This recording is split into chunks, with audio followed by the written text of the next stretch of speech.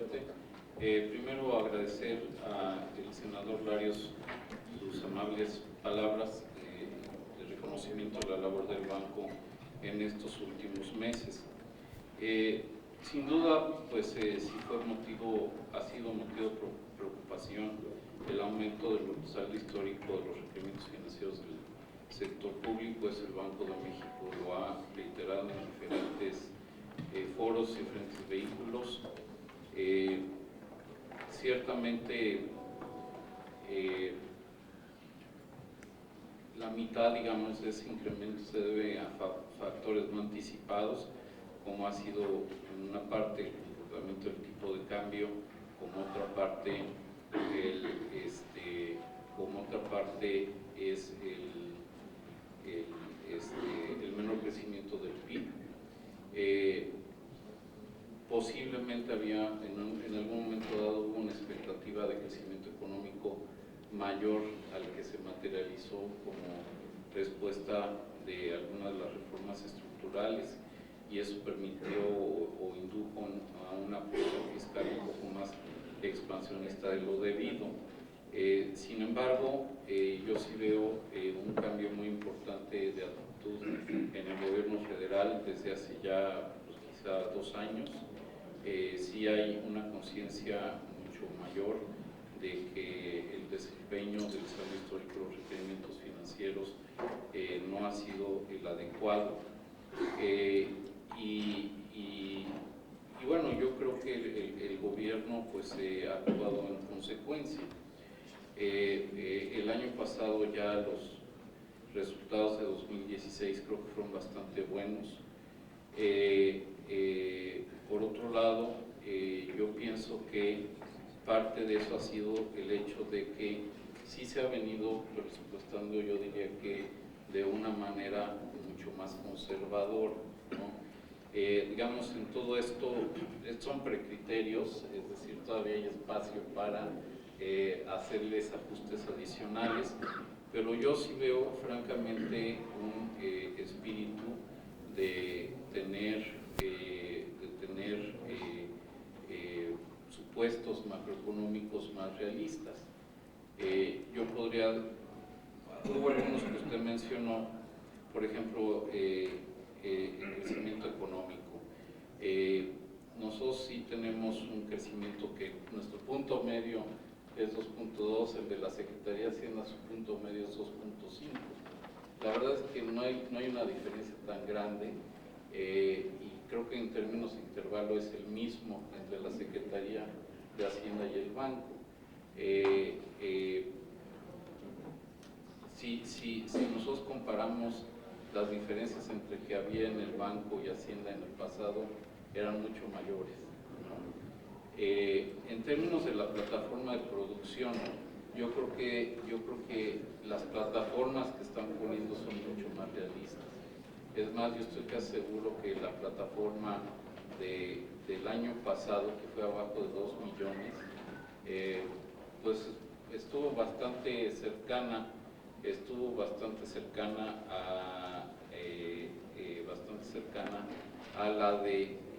la observada, ¿no? Cuando antes había diferencias de más de 100, 200 mil barriles diarios. El 2 millones de barriles, que creo que está en precriterios, nosotros para 2018 yo creo que es realista, está dentro de lo que el director general de Pemex, y como resultado de algunos proyectos que están resultados de la reforma, que están contribuyendo en el margen con alguna producción adicional. Entonces también yo no la veo no la veo desalineada. Precio del petróleo, pues hay que decir que se aplica la fórmula que hay en la ley de presupuesto y responsabilidad hacendaria. Ciertamente, pues desde el punto de vista del costo del crédito, pues iba a ser un factor adicional que va a tomar en cuenta, y hasta donde tengo entendido, si me acuerdo bien, digamos, el mismo criterio prevé una reducción en el gasto. Entonces, yo sí pienso que, por decir así, como que se aprendió la lección de los primeros años y los dos últimos presupuestos creo que se han formulado con bases mucho más realistas. Yo creo que también un poco ante la realización de que una vez echó a andar el barco, hacer ajustes a la mitad del camino, eso es bien complicado, ¿no? Entonces yo creo que salir con supuestos macroeconómicos sólidos, realistas, creo que al final del día es adecuado y mi percepción muy personal es de que hay precriterios que están, yo diría, en el ámbito de lo razonable. Ahora, con eso también quiero decir que, bueno, pues sin duda, como decimos, sí es muy importante que se sigan consolidando las finanzas públicas. Yo creo que el saldo histórico que tenemos es alto, sería mucho mejor que vaya reduciéndose gradualmente, sobre todo porque si uno ve hacia adelante, nos vamos a ir moviendo poco a poco a un ámbito de menor liquidez internacional, porque ya vemos que, por ejemplo, la Reserva Federal ya inició desde el 2015, finales de 2015, a salirse de una situación hiperagresiva en materia monetaria, con tasa cero a tasas cada vez más altas. Seguramente durante este año, en algún momento, el Banco Central Europeo hará lo mismo, y quizá un poco más tarde el Banco Central de Japón. Entonces, este momento de gran liquidez internacional se va a ir cambiando, y la accesibilidad al crédito va a ser más difícil y más caro. Entonces, en ese sentido, yo sí creo que es oportuno que hacia adelante se siga con este esfuerzo de consolidación de las finanzas públicas. Y también, ¿por qué digo que es una buena lograr una combinación, una mezcla de política fiscal y monetaria adecuada? Es importante, porque si tenemos una política fiscal muy expansiva, con mucha demanda por crédito por parte del gobierno, pues obviamente eso impulsa las tasas al alza, eso desplaza en los mercados financieros al sector privado, y si sobre eso el Banco de México tiene que actuar para mantener la inflación estable, pues sería, digamos, como un costo adicional en términos de tasas de interés, ¿no? Entonces, tener una política fiscal más consolidada, más alineada a las condiciones de los mercados financieros, creo que es oportuno y es lo que estamos viendo. Entonces, digamos, sí es un tema que creo que lo tenemos que tener muy presente hacia adelante. Ahora, paso a la pregunta del senador Blázquez. Bueno, varias cosas. Por un lado, no hay duda de que estamos en un tipo de cambio flexible, perdón por ese lapsus. Repito, estamos en un régimen de cambio flexible. El Banco de México no ha prácticamente metido las manos. Sí hubo un episodio este año,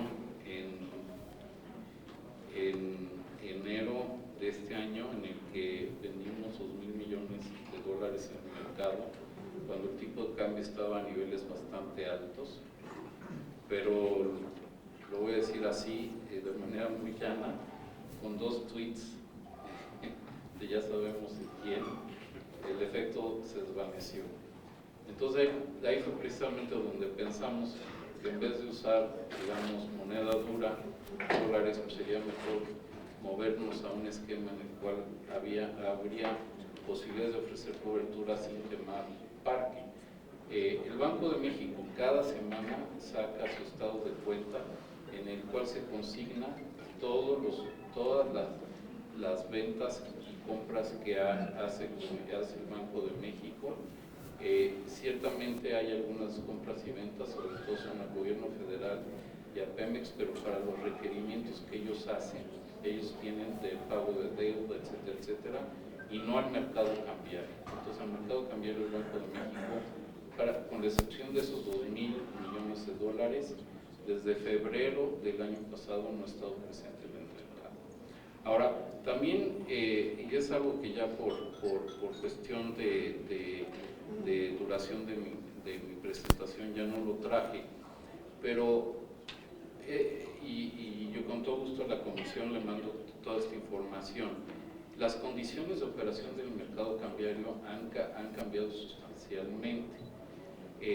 Si uno toma en cuenta las condiciones de operación, digamos, desde mitades del año pasado hasta, por decir así, enero de este año, fue un mercado sumamente delgado, un mercado con muy poca profundidad, un mercado con operaciones de muy poco volumen, se movía mucho el tipo de cambio, un mercado en el cual los diferenciales entre compra y venta eran muy amplios.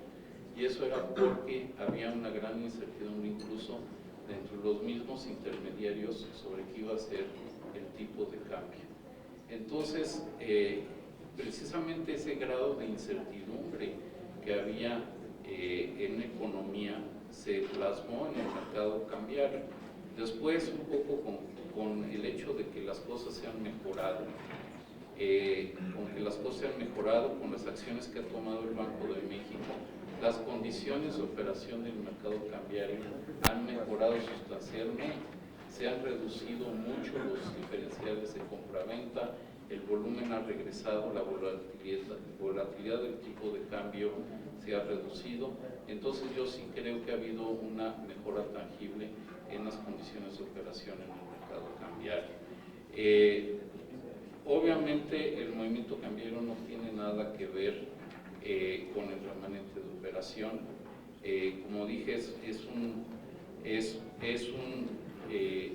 remanente que por ley el Banco de México se lo tiene que dar a la Secretaría de Hacienda, y eso responde fundamentalmente a que prácticamente el 100% de los activos del Banco de México estén en dólares. Y si hay movimientos cambiarios, pues ese movimiento cambiario se refleja en una utilidad para el banco. Ahora, la utilidad que tuvimos fue de más de 500,000 millones de pesos. El Banco de México, por ley, tiene la facultad de hacer reservas, porque el tipo de cambio también se puede apreciar como ya se apreció, y eso obviamente le genera en el margen pérdidas al Banco de México. Hicimos más de 200,000 millones de pesos de reservas. Entonces sí nos preparamos para la apreciación, y yo creo que esa fue una medida bastante acertada del banco. El Banco de México nunca ha tenido reservas tan grandes y nunca ha tenido un capital tan grande, con lo cual se quiere decir claramente que lo que le transferimos al gobierno federal fue un monto sustancialmente menor a las utilidades que tuvimos. Ahora, un tema que también yo pienso que alinea bastante los incentivos entre el Banco de México, el gobierno federal y la política cambiaria es la reforma que aquí se hizo hace unos años a la Ley de Presupuesto y Responsabilidad Hacendaria, el artículo 19 bis, que consigna de que del remanente de operación que el Banco de México le reparte a la Secretaría de Hacienda, cuando menos el 70% se tiene que dedicar a disminuir deuda y el otro 30% a fortalecer la situación financiera del gobierno federal. Es decir, no son recursos de libre disponibilidad, y yo creo que hacen todo el sentido del mundo, porque también una parte importante de este fenómeno se crea por el hecho de que no se consolida el balance del gobierno federal con el del Banco de México. Obviamente el banco es una institución autónoma y por eso no se debe consolidar, pero si lo vemos desde un punto de vista de las entidades de todo el Estado mexicano, sin duda el Banco de México es parte del Estado mexicano y bueno, sin duda el gobierno federal también. Entonces tenemos una circunstancia donde la deuda en moneda extranjera la tiene el gobierno y los activos en moneda extranjera los tiene el Banco de México. Entonces, si uno ve desde un punto de vista consolidado haciendo ese ejercicio ficticio, porque bueno, obviamente las instituciones no están así, las ganancias que tiene el Banco de México, pues en buena medida también corresponden a las pérdidas que tiene el gobierno federal. Como ya dije, parte importante del aumento del saldo histórico de los requerimientos financieros ha sido por la depreciación del tipo de cambio. Entonces aquí tenemos una circunstancia donde si estuvieran consolidados, las ganancias de un lado compensarían las pérdidas del otro. Y lo que se está haciendo con esta reforma en ley que se aprobó del 19 bis es de alguna manera hacer que eso suceda en la realidad, porque si de ese dinero que nosotros le damos a la Secretaría de Hacienda, 70% tiene que utilizar para deuda, cancelar deuda, pues ya el efecto que se daría en un balance consolidado se da, y después con ese 30% restante lo que se ha logrado es alimentar el FEI, que básicamente lo que haría es darle, son recursos que puede usar de manera contingente para poder actuar si hay faltantes de ingreso, lo cual implicaría tener que no tenga que computar deuda adicional. Entonces, desde un punto de vista de los incentivos, pues digamos, no se le da más grados de libertad al gobierno federal para financiar sus programas o financiar una expansión fiscal. Y por eso yo sí creo que esa reforma que se hizo al artículo 19 bis de la ley de presupuesto y responsabilidad hacendaria fue sumamente importante, ¿no? Y bueno, decir que bueno, yo espero que los momentos más volátiles del mercado cambiario pues ya hayan pasado, no estamos exentos a que todavía ciertas sorpresas, pero creo que estamos en una situación mucho más estable de la que teníamos hace apenas unos 2 o 3 meses. Gracias. Agradecemos la respuesta de